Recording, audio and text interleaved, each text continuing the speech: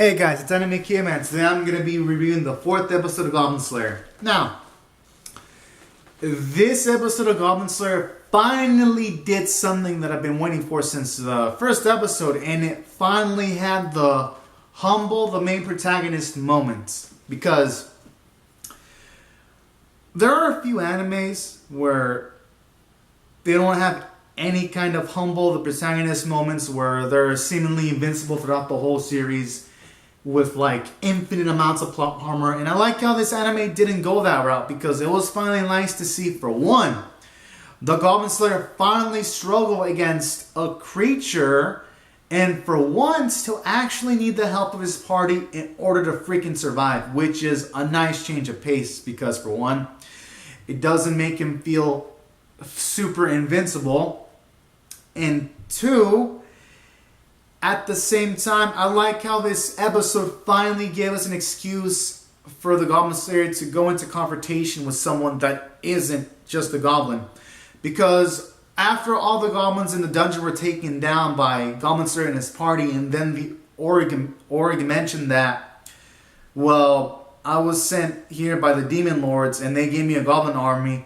That right there put a fucking smile to my face, because for one, that opens up the possibility that maybe we can see some different creatures in the series, like trolls or even dragons.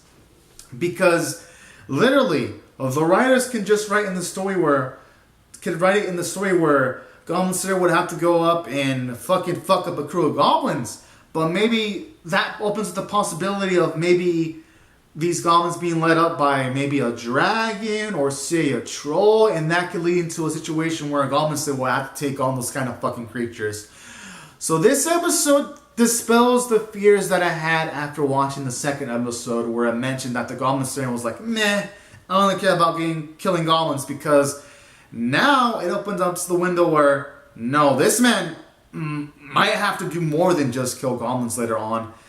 But at the same time, it puts in the focus, because goblins can just be used as fodder. So all in all, that's the angle that I really loved about this episode. Then aside from that, it was also nice to see a bit of character development from the priestess, because in episode 2, she had like hesitation in regards to using her magic as some sort of to use it as some sort of offensive capacity. And I like how in this episode she uses it offensively without any kind of hesitation, showing her growth from episode 2 to episode 4. So that was also a nice change of pace. And then seeing her do things like put blood on her body without hesitation was also nice to see, showing also again her growth from episode 1 to episode 4. So she's becoming a more mature, a more well-rounded individual, hanging out with Goblin Slayer. And then I like how it ended subtly at the end, where it even implies that she is gaining some sort of crush too with the way she's blushing.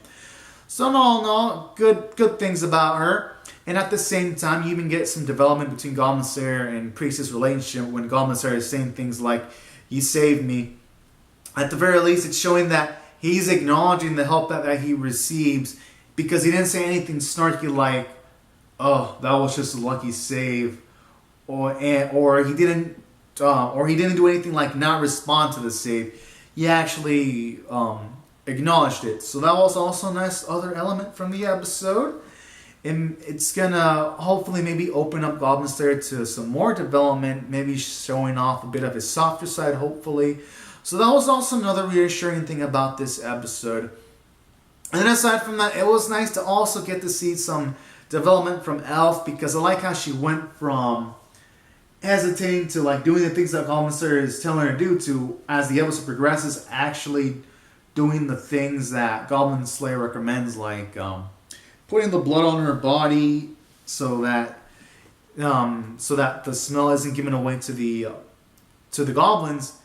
And then I like how you even had a scene where she's actually following what the Goblin Slayer is doing, like using the goblins' own weapons against them, and she's also picking up those habits herself.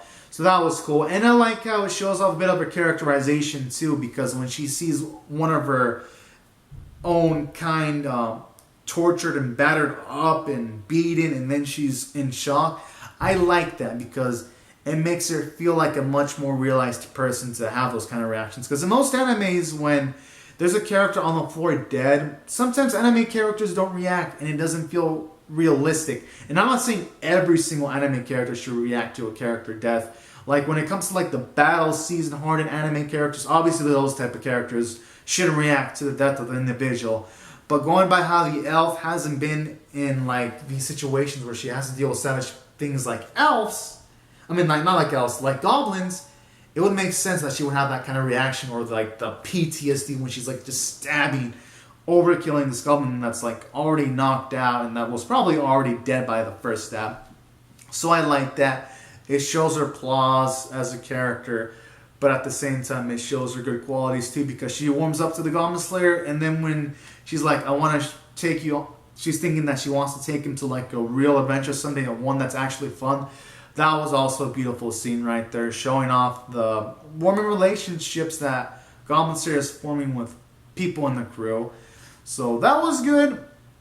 And then aside from that, I gotta say, while the action sequences in this episode mixed from like meh to good, at the very least when it came to scenes that mattered, like the priest is using like this shield to defend against the orc's flame spell, or when Goblin Slayer used like this water spell to like slay the fuck out of the orc, and they look good. So when the animation needed to matter, it was fucking good. Or when the Goblin Slayer was like slammed to like this pillar and that looked painful. So props to the animators for that. There was only a few shortcomings in the animation department here and there, like when the Goblin Slayer was cut the legs of the orc, it was like a still frame with like a black screen and like a blue light.